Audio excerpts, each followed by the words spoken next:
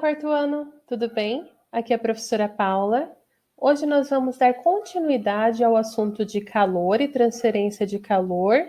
Vamos para a página 8 do nosso livro, atividades 1, 2, 3 e 4.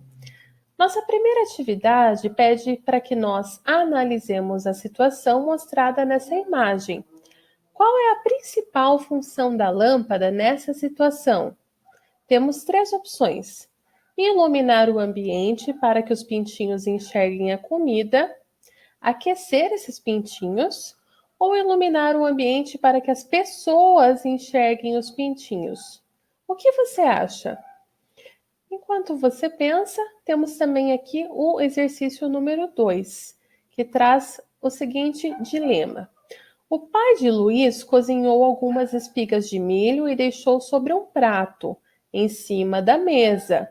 Luiz voltou para casa pensando em comê-las, mas quando chegou, as espigas de milho já estavam frias. O exercício pede que você faça um desenho que represente como as espigas de milho esfriaram. Lembre-se que você pode fazer setas e uma legenda para explicar o seu desenho. Ainda, quando as espigas de milho param de esfriar? Quando elas pararam, nessa situação passada? O que você acha? Bom, o exercício número 1, nós sabemos aqui que essa lâmpada tem a função de aquecer os pintinhos. É claro, ela também ilumina o ambiente, mas a principal função da lâmpada é aquecer esses animais. No exercício número 2, você vai produzir esse desenho com setas que indiquem o calor sendo transferido das espigas de milho para o ambiente. Então, essas espigas de milho, ao serem deixadas ali, perderam calor e esse calor foi se transferindo então para o ambiente. Tudo bem? Quando elas param de esfriar? Quando será que o alimento para de esfriar? Bom, como a gente viu na nossa aula de conteúdo, elas pararam de esfriar quando atingiram a mesma temperatura do ambiente em que elas estão. Então, quando esses dois referenciais atingem a mesma temperatura, é que essa perda de calor para de ocorrer. Tudo bem? Nós vimos exemplos disso na nossa aula de conteúdo, né? Temos ainda o número 3, que pede que nós analisemos a temperatura dos corpos A e B em cada situação. Caso haja transferência de calor entre eles, você vai fazer uma seta indicando o sentido dessa transferência. Então, o sentido da perda de calor. Olha só, na letra A você tem o corpo A com 26 graus Celsius e o corpo B também com 26 graus Celsius. Na letra B, o corpo A com 12 graus Celsius e o corpo B com 14 graus Celsius.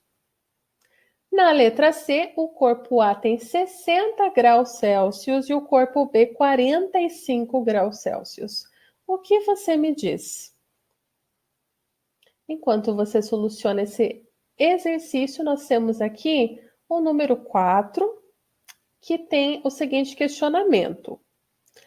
A mãe de Maria costuma colocar a mão em sua testa quando desconfia que ela está com febre, mas em seguida sempre confirma a temperatura usando um termômetro. Por que o uso do termômetro é importante? Por que será que nós não podemos confiar simplesmente, no toque da mão? Por que é tão importante que nós utilizemos essa ferramenta? Vamos lá?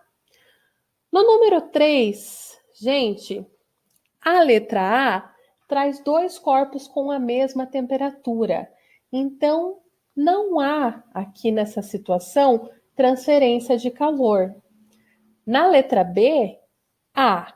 Nós temos o corpo A com 12 graus e o corpo B com 14. Então, nós sabemos que quem vai perder calor é o corpo com com a maior temperatura, com mais calor, né?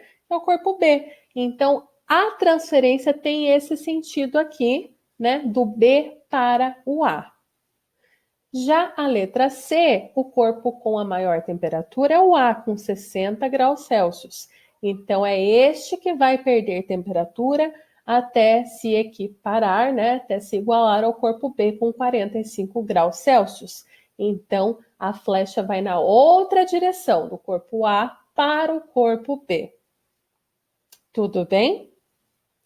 Quanto ao número 4 e a importância do termômetro, nós podemos dizer que os termômetros indicam a temperatura exata e não sofrem interferências que podem afetar as sensações do corpo. O ato de nós colocarmos a mão na testa serve apenas para comparar a temperatura de duas pessoas. Então, eu vejo se a testa lá dessa pessoa está mais quente que a minha mão, né? Se ela está com sinais de febre. Porém, nós não temos como saber a temperatura exata da forma que nós sabemos com o uso do termômetro. Tudo bem? Espero que esses exercícios te ajudem a pensar um pouco mais nessas trocas de calor, transferências de calor e os processos que nós escrevemos aqui. Bons estudos!